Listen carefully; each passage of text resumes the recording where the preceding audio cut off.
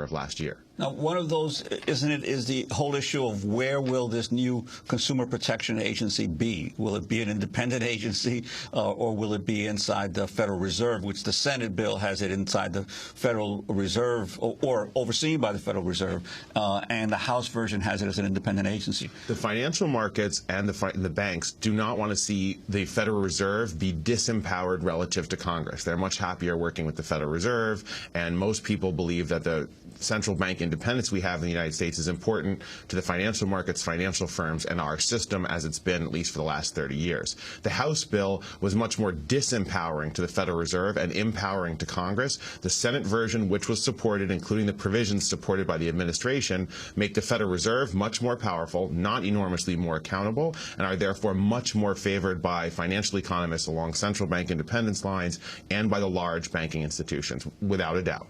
Do you think this is a tremendous accomplishment and will mean the kind of shift people are talking about going back to the 1930s? No.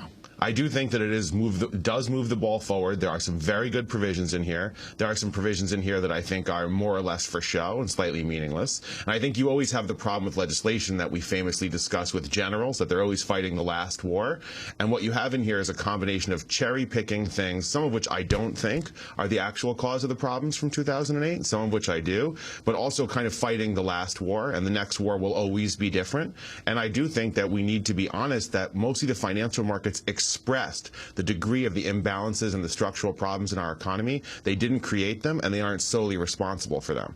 What is most important about what was passed last night? Probably the things I think that are most important are to have a consumer financial protection agency that begins to take this huge shadow banking industry that we have, which is bank-like but not regulated as banks, and move it into the light, where sunlight is the best disinfectant, and move it into a place where its customers don't have to be its victims, and they can start to have some chance regulatorily. I think the idea of making greater accountability of the ratings agencies is long overdue. It's a good provision. It's in here. I also think moving some of the derivatives into the light and into public trading is an excellent idea. I think this big battle over whether or not big banks can have proprietary trading desks is a bad idea. I think it's probably going to come through anyway, and they would have been much better off trying to figure out a way to control it.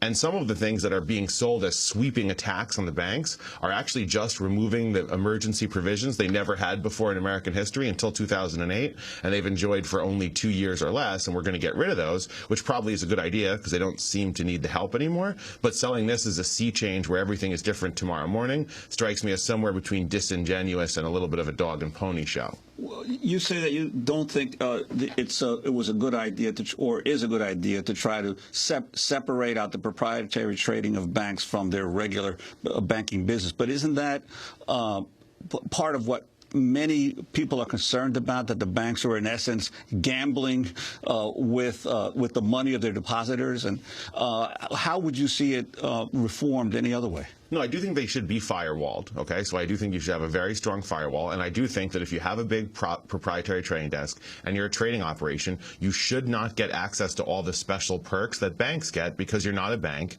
and it makes it impossible for banks to compete with you on profitability. Then they jack up the amount of risk they take. They enter the trading space, and that has a destabilizing effect. However, trying to spin off these units will just create more of the economy and the more shadowy reaches, which is even less regulated, and I assume will make large banks less profitable, investment banks more profitable, and the market less liquid and less stable. So my assumption is that you run a very good chance of backfiring in the greater social good intent, which I think genuinely stands behind the proposal. I just don't think the way it's being discussed, it's likely to achieve its stated and desired aim.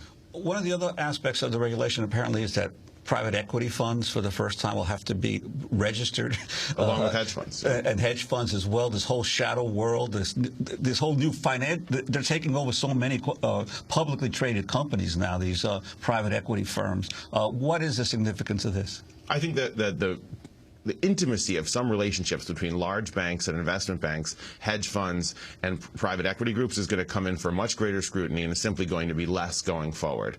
And I think that's part of what I think is what comprise the better elements in here, which is pushing some of what sometimes is referred to as the shadow banking industry. It's a term made by the gentleman at PIMCO, Paul McCulley, a good term, and sticking it back into the light. And part of what happened over the last 25 years is we had all these non-bank financial companies get into the financial business, make enormous profits outside of the area of regulation and prudential oversight, and that pushed all the banks and the regulated firms into the riskiest activities to be competitive, to be profitable, and that had a generally destabilizing effect. And hopefully the Financial Stability Board will also do something to address that issue. It's interesting that Scott Brown of Massachusetts crossed the aisle and supported this bill, while Maria Cantwell and Russ Feingold didn't, the Democrats who voted with the Republicans against it for different reasons. Clearly he has an election coming up, and he's coming from Ted Kennedy's Massachusetts. But do you think this bill will prevent too big to fail? No, I don't. And I think the provisions that would have really targeted too big to fail would have probably been very controversial and difficult to pass. I mean, too big to fail isn't our big problem, to be honest with you. I mean, it is a big problem. Too big to bail is our big problem. And that problem is on TV all day, every day, and just cost the global investment community $5.3 trillion coming out of Greece. So we have a political problem that makes us uncomfortable with bailing out large firms. And I'm not a fan of bailing out large firms by any stretch of the imagination. But our big problem to our economy is too big to bail. And that's the problem on display in Spain, in Greece, in Portugal, in Fannie Mae, in Freddie Mac, and a whole lot of issues. And so what keeps me up at night is too big to bail, although I do agree with many people and share their anger and think it's justified that too big to fail is enraging and unjust. Thank you very much, Max Fradwolf, for joining us. Max Fradwolf teaches economics at New School University's graduate program in international affairs. Oh, and congratulations to all the folks at New School who just graduated yesterday. This is